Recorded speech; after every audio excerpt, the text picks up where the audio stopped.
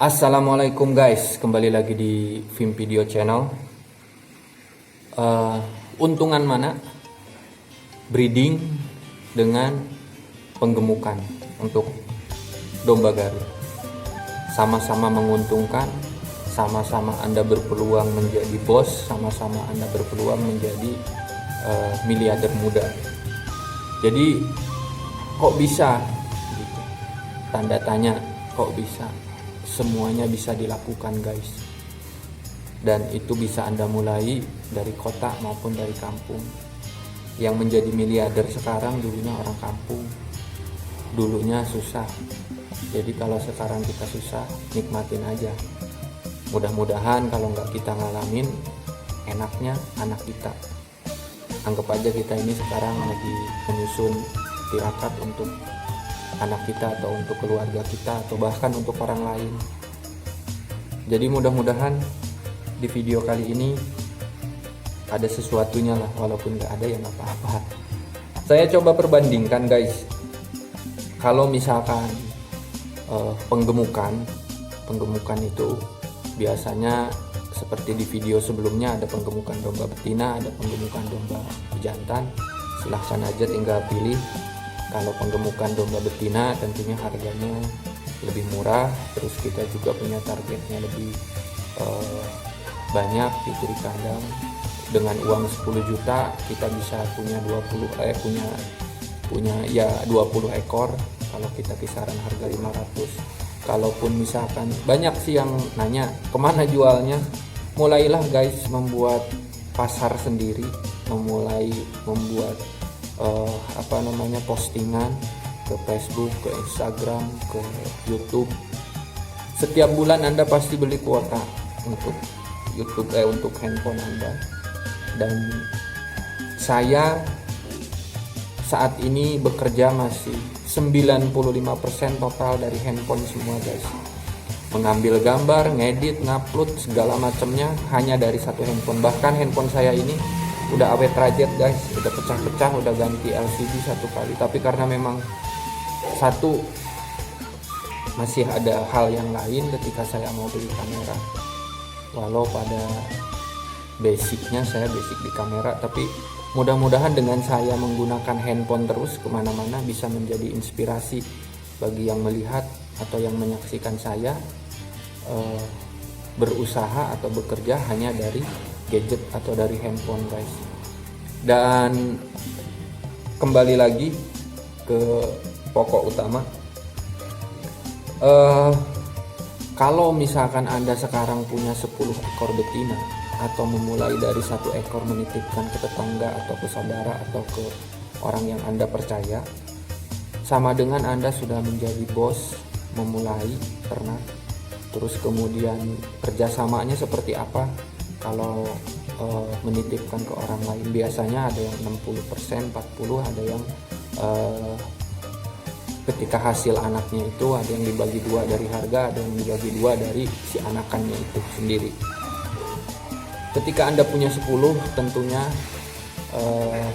Anda akan lebih mempunyai kesempatan lagi lebih banyak. Contohnya seperti kakak saya, Haji Durrahman, sekarang ini dia sudah berkembang baik dan saya banyak meniru dari polanya. Terus kemudian banyak lagi peternak-peternak yang lain yang memang khusus dia di breeding. Tapi sekali lagi guys, kelemahannya atau sisi kerugian atau sisi yang harus diantisipasi dari breeding itu apa?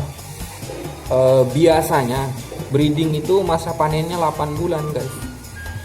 Karena kalau kita hitung dari domba itu hamil atau dia mulai dari nyiram, dari kita pacek, itu hamil paling cepat 4 bulan, lambatnya 5 bulan melahirkan. 5 bulan tentunya kita nggak bisa langsung jual. Karena apa? Karena harus ada proses dulu menyusui dan lain sebagainya. Kalau misalkan anaknya 2, pejantan semua, berarti kita punya tabungan 1 dan modal kita di awal utuh. Tapi masa bisa jualnya itu di 3 bulan. Kalau misalkan kita ambil rata-rata si domba itu 5 bulan hamilnya, ambil rata-rata aja 5 bulan, terus kemudian menyusui 3 bulan sampai dipisah. Berarti kisaran berapa? 8 bulan baru Anda bisa panen. paling cepatnya 7,5 bulan, karena kalau 7 bulan kayaknya agak sulit guys. Anggap aja 7,5 bulan atau 8 bulan. 8 bulan Anda panen misalkan langsung dibagi hasil. Biasanya kalau domba standar pedaging harganya 1.250.000 sampai dengan harga 1.400.000. Itu umur 3 bulan. Ketika Anda bawa ke pasar atau jual ke bandar, itu pun kalau pasangan tanduknya bagus dan pertumbuhan badannya bagus. Ini khusus di domba Garut. Tapi ketika Anda misalkan memulai ternaknya itu domba dengan kualitas aduan atau koleksi, Anda sudah lebih baik lagi, karena ketika anakan kalau domba turunan itu tapi turunannya yang jelas, bapaknya juara atau indukannya memang super, biasanya Anda sudah bisa menjual dengan harga 2.500.000 sampai dengan 3 juta. Standarnya Anda sudah bisa menjual 2 juta. Paling murahnya banget saya bicara palingnya 1.750.000 umur 3 bulan. Itu kalau standarisasi domba koleksi. Terus kemudian ada yang lewat guys tadi, kita potong videonya. Terus di fase yang paling krusial atau paling penting adalah ketika Anda sudah menitipkan domba lebih dari 5 atau 10 domba betina, itu harus ada backup guys, backup. Ada jaminan buat siang ngarit. Ini penting sekali karena apa? Biasanya kalau misalkan kita perlu berpikir nih ketika kita breeding karena masa panennya panjang waktunya, terus kemudian kita mulai berpikir biaya kesehariannya si tukang ngarit atau kita sendiri yang merawat dari mana? Dari mana kira-kira? Karena kalau misalkan lebih dari 10 ekor, tentunya ngaritnya sudah, kalau domba betina atau indukan itu makannya raw guys. Banyak dia makannya. Jadi perlu nih minimal dia 10 ekor itu 2 karung, apalagi domba menyusui. Makannya banyak banget. Jadi berarti anggaplah 1 hari 2 karung.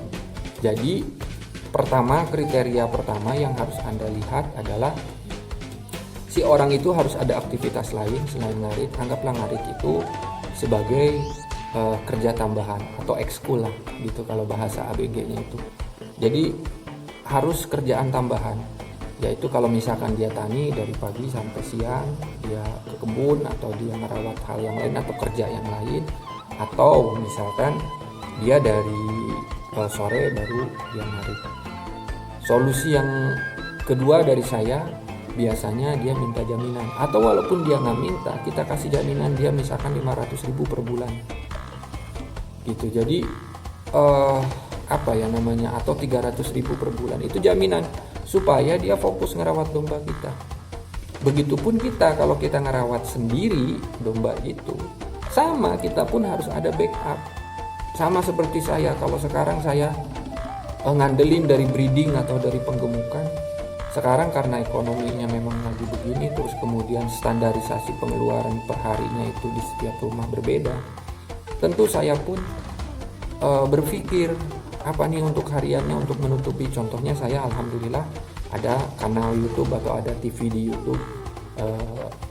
Itu sedikit membantu bagi saya, walaupun itu tidak pokok, tapi minimal ada gairah hidup, ada silaturahmi yang lebih luas. Terus kemudian ada apalagi misalkan yang perlu kita, kalau kelemahannya breeding itu ya selain dari itu, saya rasa semuanya hanya ada di perawatan kuncinya kalau breeding. Karena apa? Kita harus ngeliatin dia pas lahiran, terus kemudian supaya nggak keinjak indukannya, atau dia supaya menyusuinya baik indukannya, terus yang lain-lain dan sebagainya. Lalu kemudian kalau penggemukan misalkan, kita hitung dulu berapa sih keuntungannya setiap 8 bulan.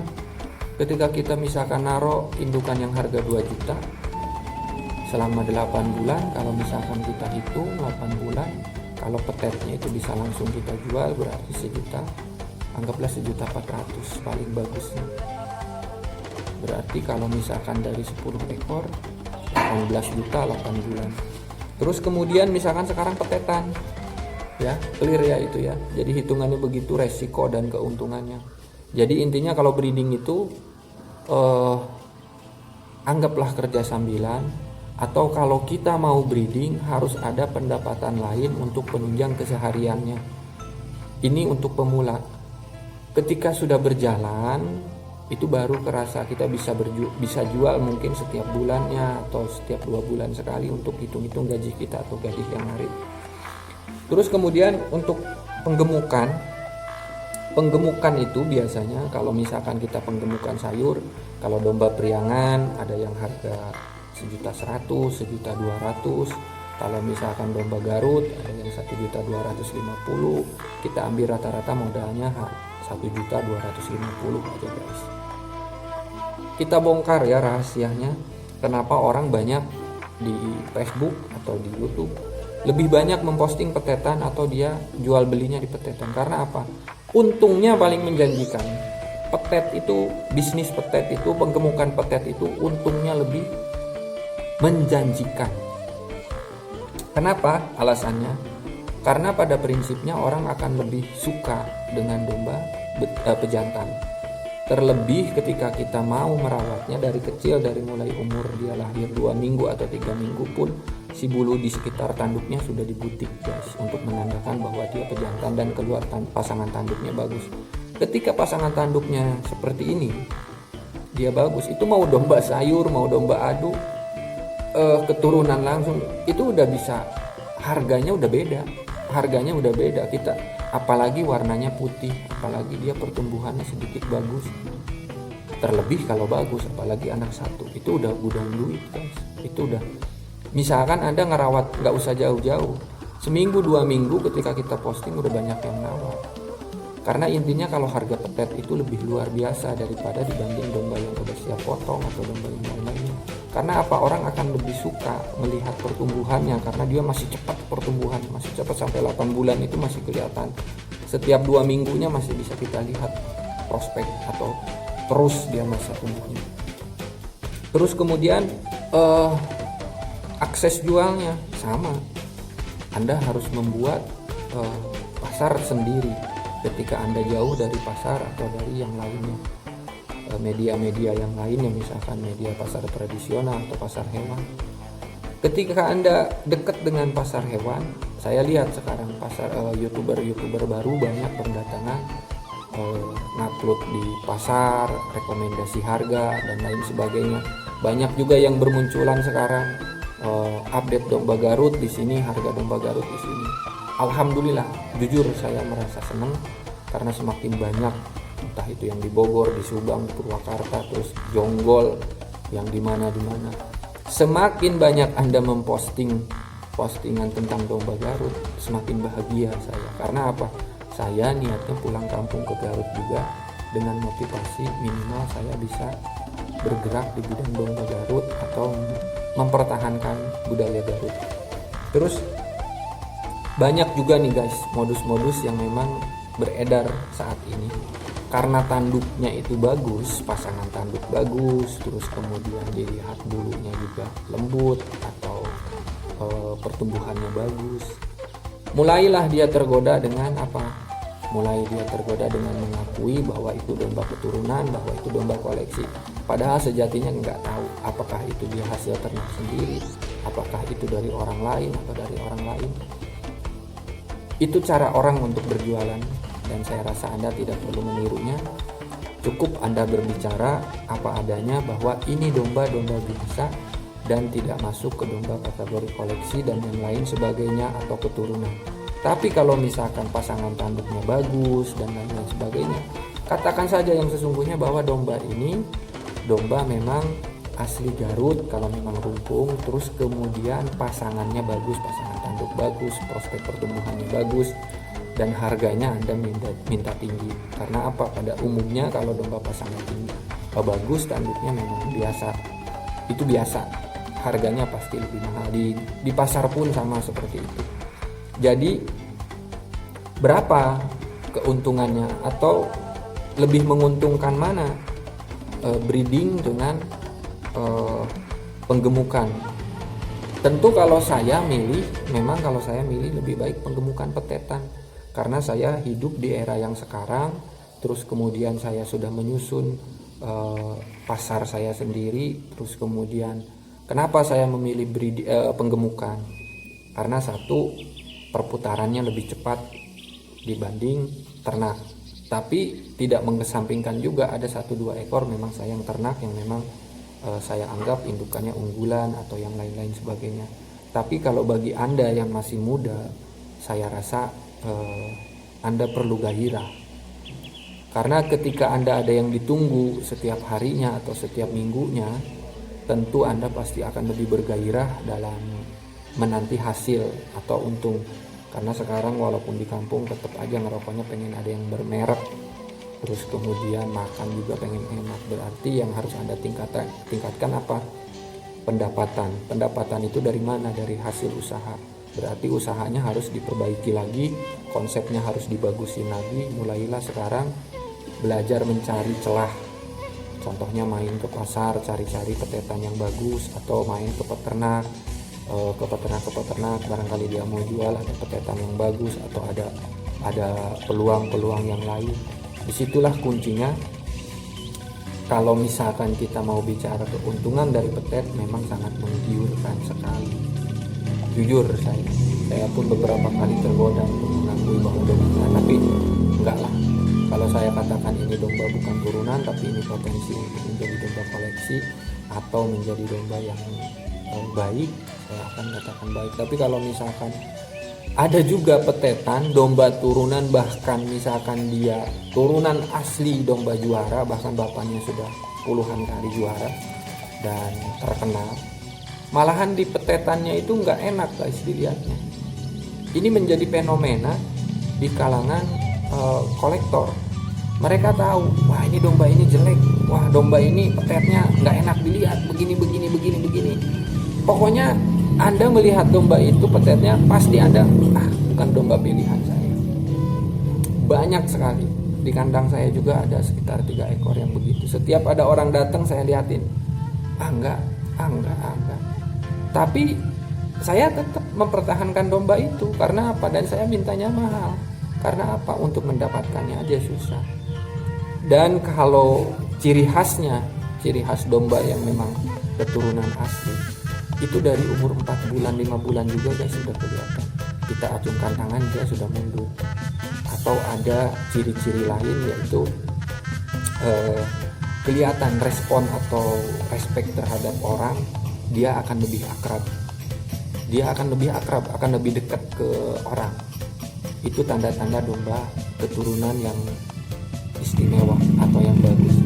Jadi ketika kita datang itu bukannya dia menghindar atau ketakutan di kandang, bukan. Dia akan lebih akrab aja menyapa kita, atau entah dengan apa walaupun itu kita belum pernah menghampiri domba itu sama sekali. Atau kita acungkan tangan, atau kita elus-elus di bagian dagunya atau di bagian kepalanya. Dia pasti lebih akrab. Itu salah satu ciri domba koleksi atau domba keturunan yang memang sudah membiasakan dari orang tua, dari keturunannya itu dia bau dengan tangan. Dia akan lebih manja terhadap kita. Di pasar pun biasanya seperti itu. Kalau domba kita udah samperin dia ngaget atau apa, nah itu pun kita perlu pendekatan lagi supaya lebih tahu. Ketika di pasar ada yang mengaku misalkan, oh ini saya mau jual domba keturunan gitu. Tapi biasanya kalau domba keturunan itu jarang, bukan nggak ada, tapi jarang masuk ke pasar. Seandainya pun masuk ke pasar memang kadang menyedihkan guys. Kita mau ngaku domba turunan ini turunan itu, mau ngaku domba turunan 1 miliar juga tetap aja nyampe di pasar mah tetap diijir harga pasar. Beda dengan yang belanjanya itu memang dia ngerti atau tahu domba Garut yang untuk koleksi. Kelebihan domba koleksi itu apa sih? Satu, memang dia cepat akrab. Kedua, enak dilihat. Ada khas, ada auranya, ada aura tersendiri yang memang ketika orang melihat itu wah senang. Itu kenapa kalau saya bedah? Karena memang dia dirawat dari orang tuanya atau dari keturunannya dia atau dari keturunannya dia. Memang dekat dengan manusia. Jadi ke anaknya pun nurun. Jadi kalau anaknya itu dibawa ke pasar pun sama aja. Instingnya dia nggak bisa hilang. Jadi perlu ada kedekatan kita untuk mendekati si domba itu supaya ketika pastilah Segala sesuatu yang dengan rasa kita membelinya pasti akan terasa. Dan apa sih targetnya kita, misalkan pengen domba bagus, banyak yang masuk ke saya WA maupun di komen, tetap dia pengennya domba super di kelas A dan lain. Pasti orang semua pasti pengen domba gede. Ketika kita kasih yang kecil dia akan kecewa, tapi dia nggak tahu juga, dia nggak paham. Banyak saya kiriman yang begitu, wah dombanya kecil begini-begini. Makanya saya sekarang pakai metode penjualannya pakai ukuran tinggi badan dan bobot kisarannya, tapi harga tidak mengikuti bobot. Karena apa? Kalau ya kita tahu lah, kalau misalkan kalau dibandingkan dengan domba-domba lokal ya bukan mau ini, cuman memang jauh. Jadi ya harus dipahami dulu ketika kita mau membeli domba di pasar, minimal kita juga harus pakai rasa. Mahal sedikit nggak ada masalah kalau sesuai dengan rasa, biasanya seperti itu. Terus kemudian itu kita lihat dari kakinya, pasangan kakinya bagus, terus kemudian agak besar, bulunya lembut gitu. Terima kasih sudah menonton video saya, mudah-mudahan bermanfaat. Jadi kalau kesimpulan dari saya, karena saya masih muda dan saya menggantungkan semua kehidupan saya dari domba, makanya saya pilih untuk penggemukan petetan domba Garut. Karena apa? Sekalinya saya perlu dadakan uangnya, saya bisa jual langsung dan harganya nggak begitu turun. Tapi kalau misalkan yang indukan memang atau yang breeding memang agak sulit ya. Sekalipun bisa dijual paketan tetap agak berat ngasihnya. Terus kemudian di video Assalamualaikum guys, di video kali ini saya akan membahas tentang breeding. Assalamualaikum guys, di video kali ini saya akan coba membahas tentang seputar bisnis petet, menguntungkan atau tidak. Terus kemudian perbandingannya bisnis petet itu dengan breeding itu seperti apa, seperti di video sebelumnya, kelemahan dan keuntungan untuk breeding, dan sekarang khusus di petet. Petet kayaknya lebih menjanjikan karena saya pun lebih banyak bergerak di petet dibanding jajalon dan domba yang tua. Selamat menonton videonya guys.